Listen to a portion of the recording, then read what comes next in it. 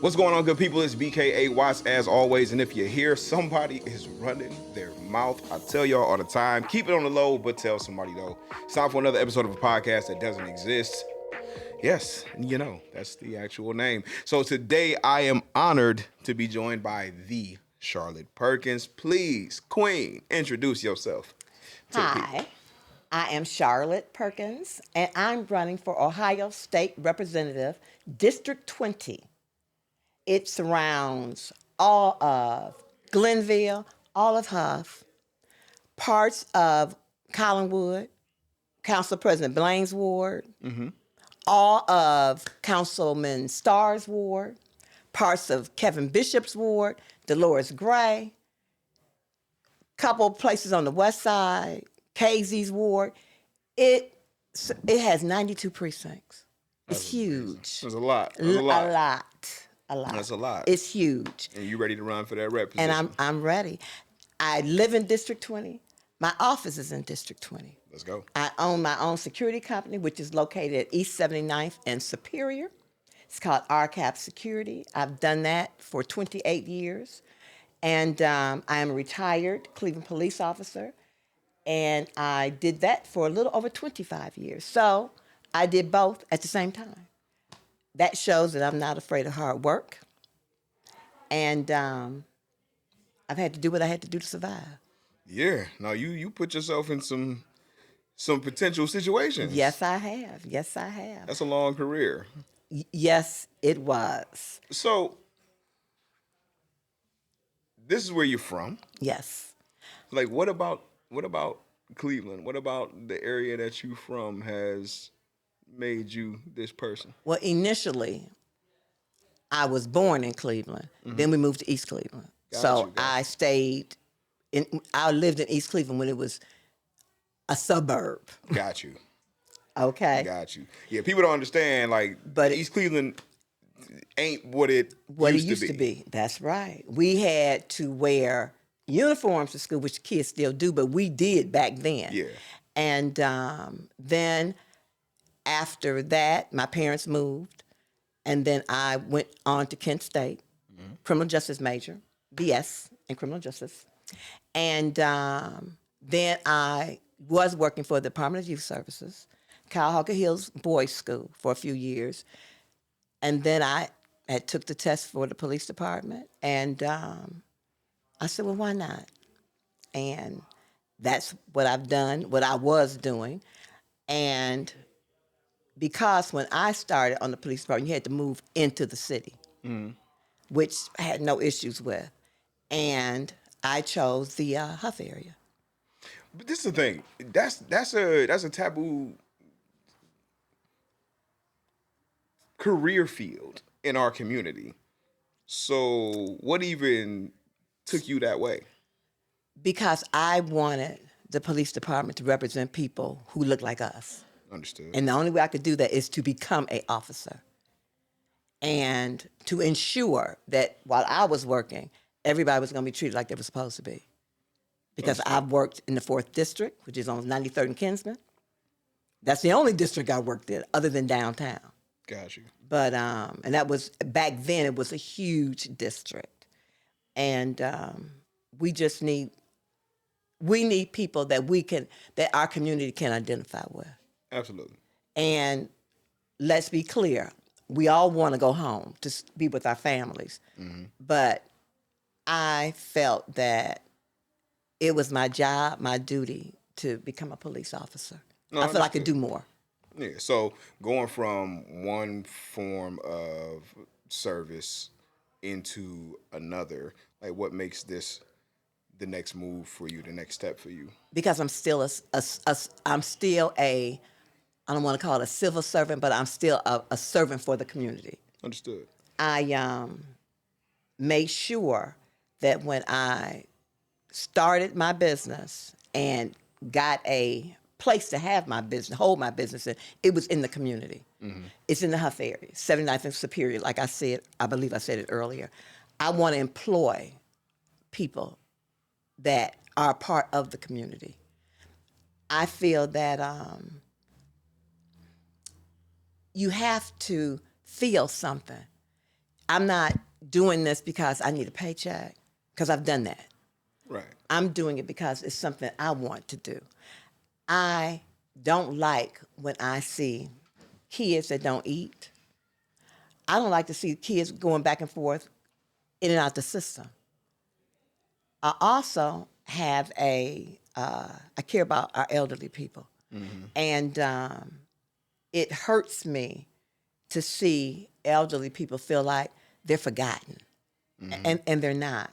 And when I do my canvassing, I realize the things that they don't have, the things that they should have. When there's bad weather, we should be able to, they shouldn't feel like they can't get out.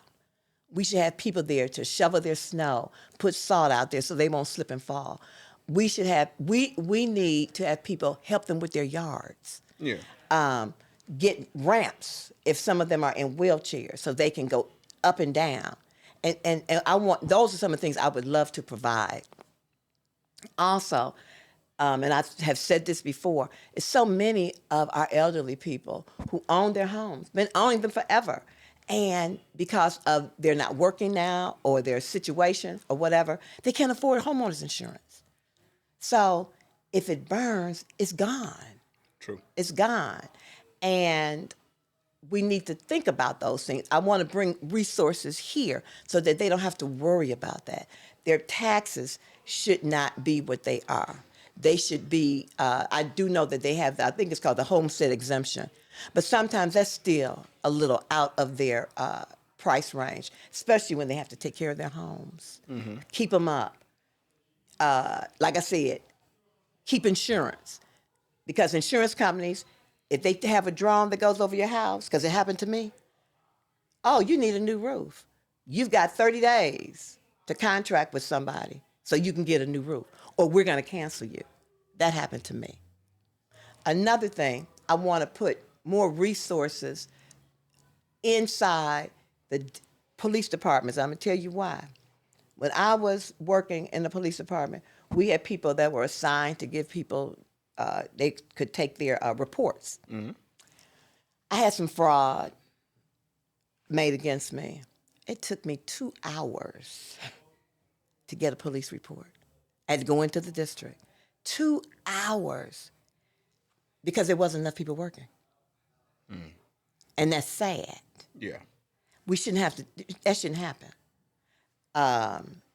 We need certain resources there too, because like, as I said, when I was working, we had a fraud unit. We had a juvenile unit. You had all those things. You don't have them now. We had an auto theft unit. Nothing.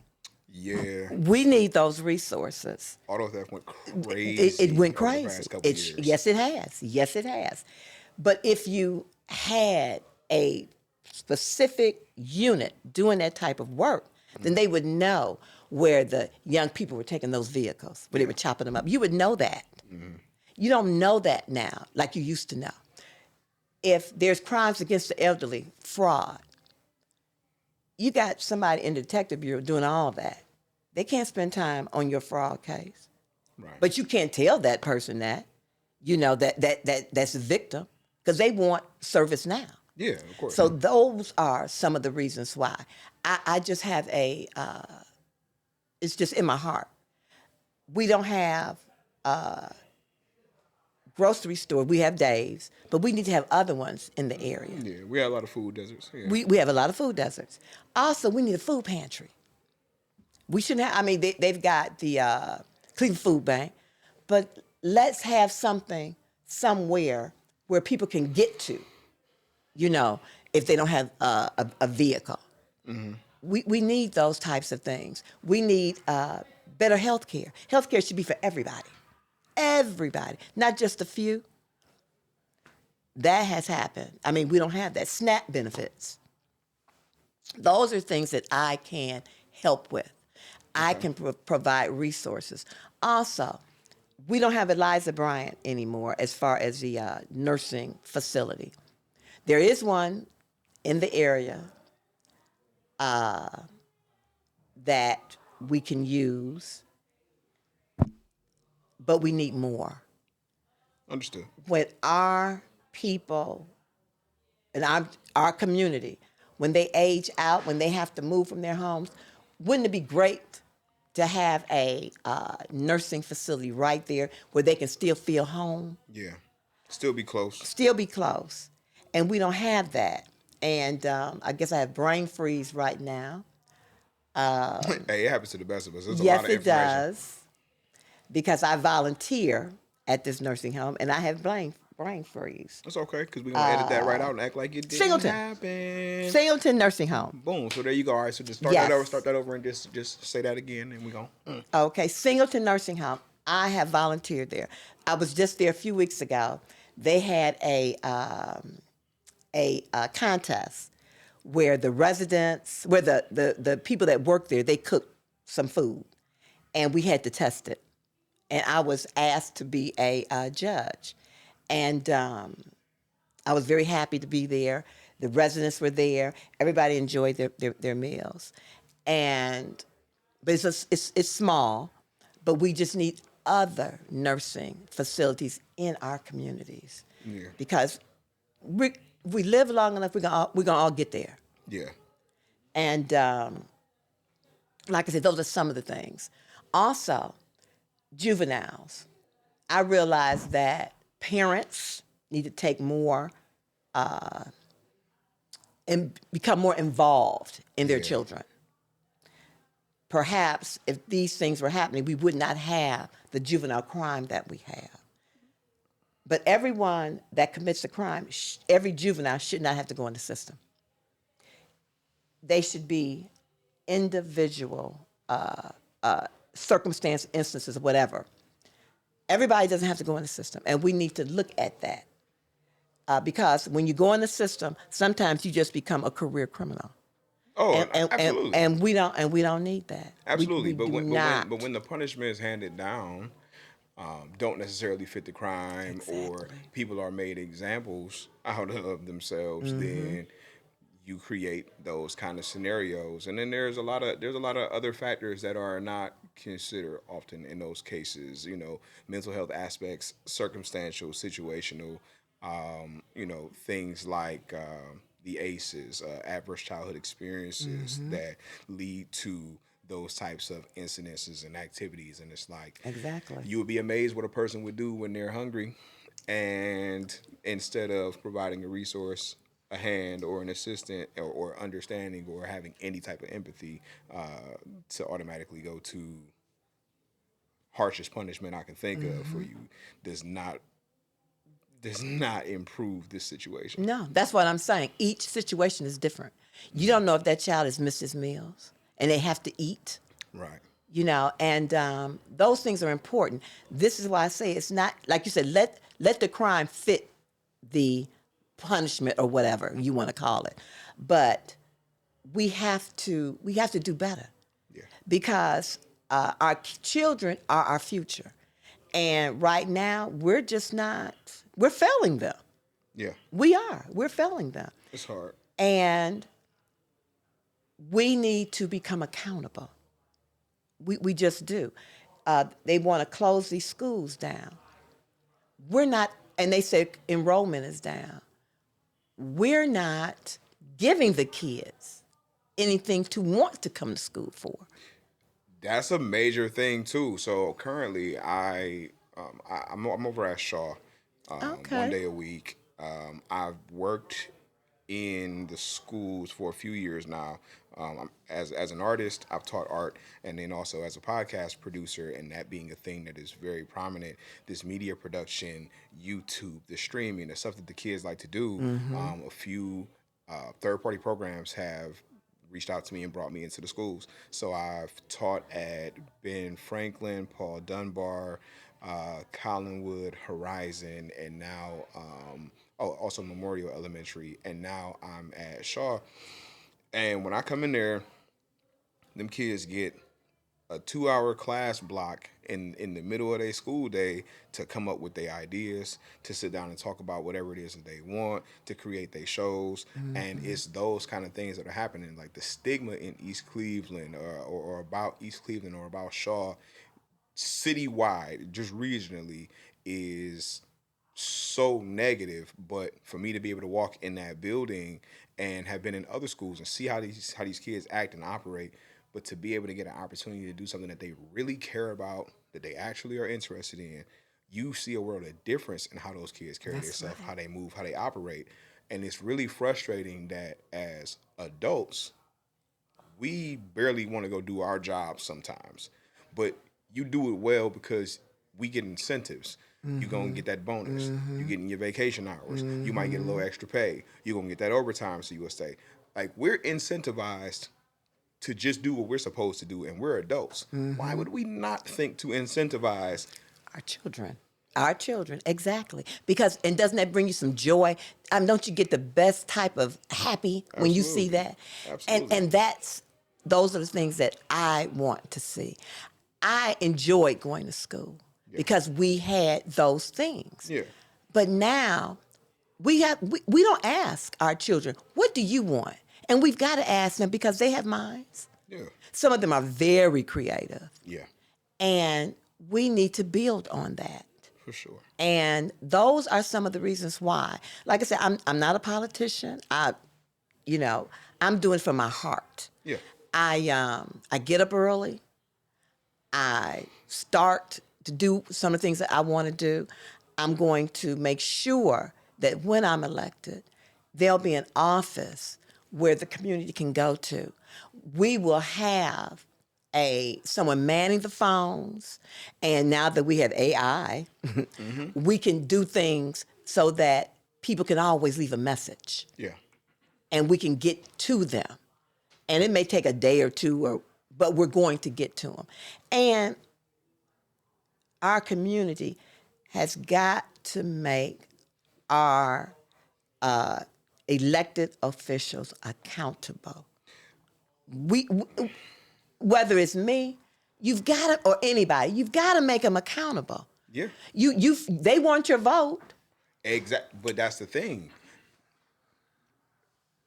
There's an element of the entirety of the situation that gets missed very often, very easily. Is just the fact that we don't get in our community and really stress the importance of the vote in the That's first right. place. Because at the end of the day, the these people who come into these places, these politicians, they get in these positions.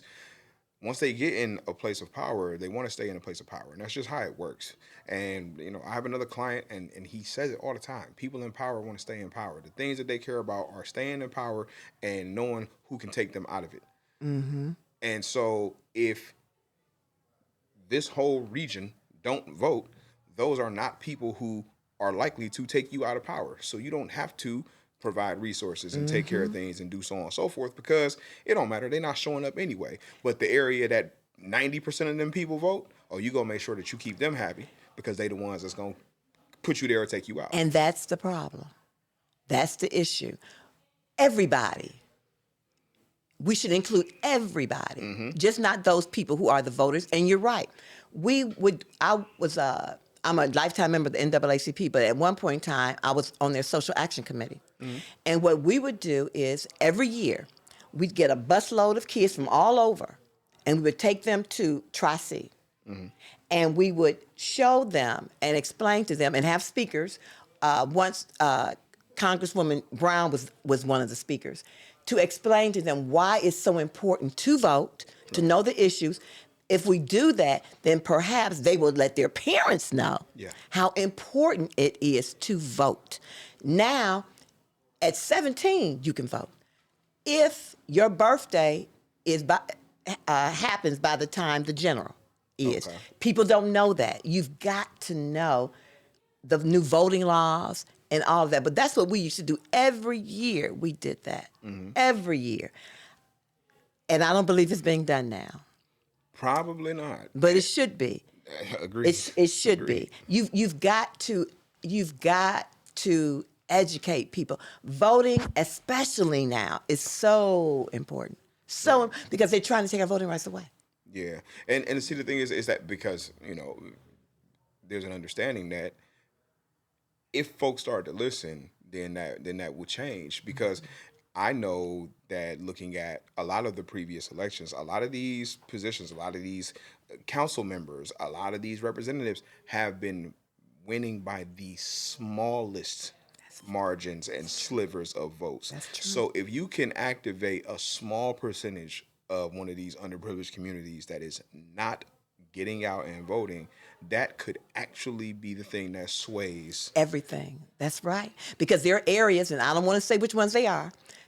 The residents are registered, but their voter turnout is so low. because people have that idea of Why?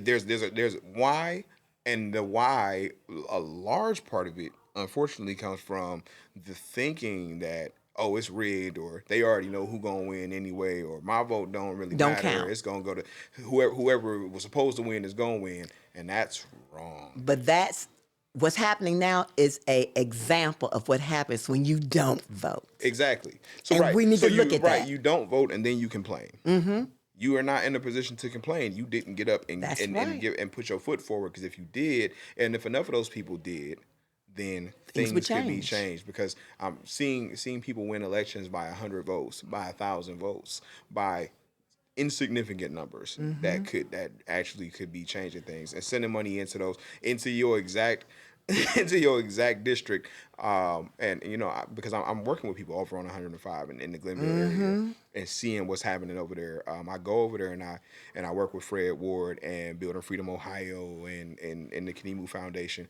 and see what he's trying to do up and down 105, and he is just one person. Exactly. But they do so much. But when I hear a conversation like this one, I think of how much more could be done, because there are people who want to move things, but it takes the it group takes a effort. village. It's a collective, Right. It sure does. Fred's thing is, his goal is to turn the neighborhood into a community. Exactly.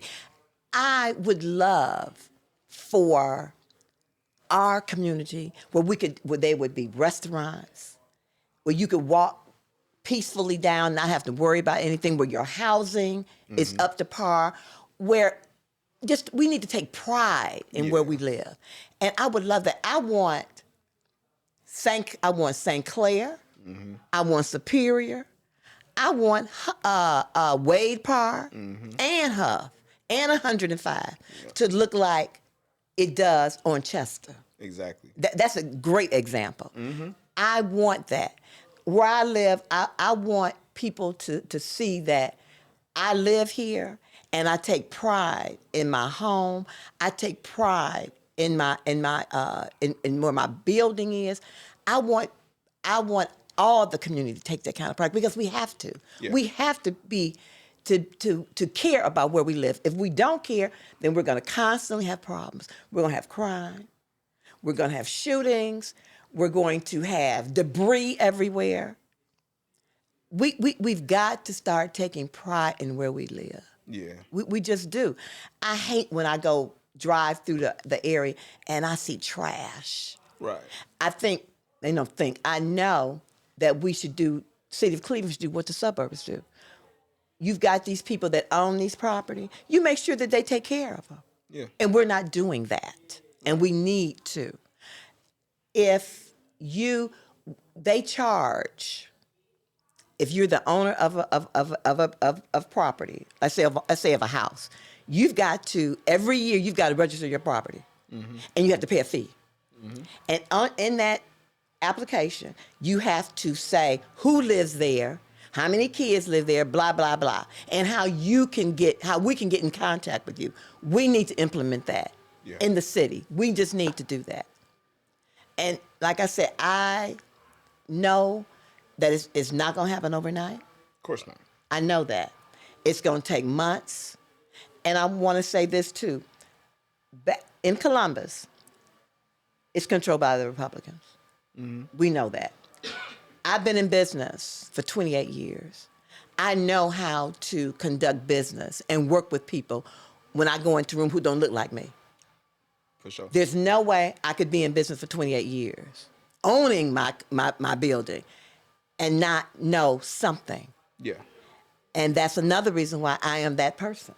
that they should be voting for. Absolutely. That our community should be voting for. Because I know how to get along and talk to people in other, let's say the Republicans. Because it's a give and take. We all got to get something. Yeah. And we've got to be able to fight for the things that we want. And I'm a fighter. I've had to. Like I said before, I'm an entrepreneur. I had my company for 28 years. It has not been easy as an African American female to do that. I've had issues where I've had to make complaints and just fight for what I believe in, for what I believe the community believes in. And like I said, it has not been easy. It has not been easy, but I wake up every morning, dust myself off, and get up and do what I need to do. Yeah. I understand.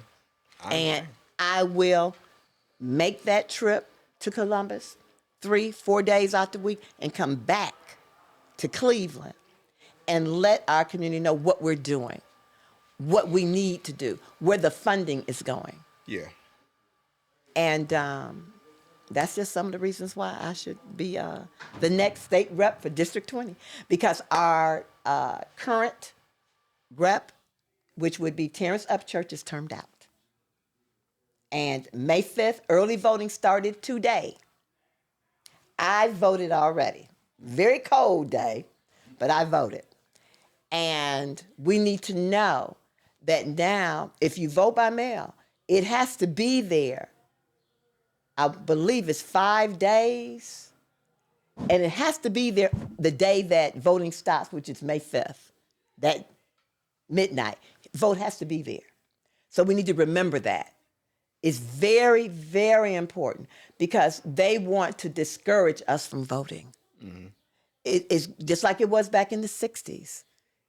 And we have got, John Lewis fought for those kind of things. We can't let all of that go to waste. We've got to get out there and vote. And let people know that if you are a felon and you've done your time, you can vote in Ohio. Absolutely. Don't let anyone tell you that you can't, because you can. Right. I ain't like that everywhere, but here. But here it is. You absolutely can. That's right. And we need to make sure that you know.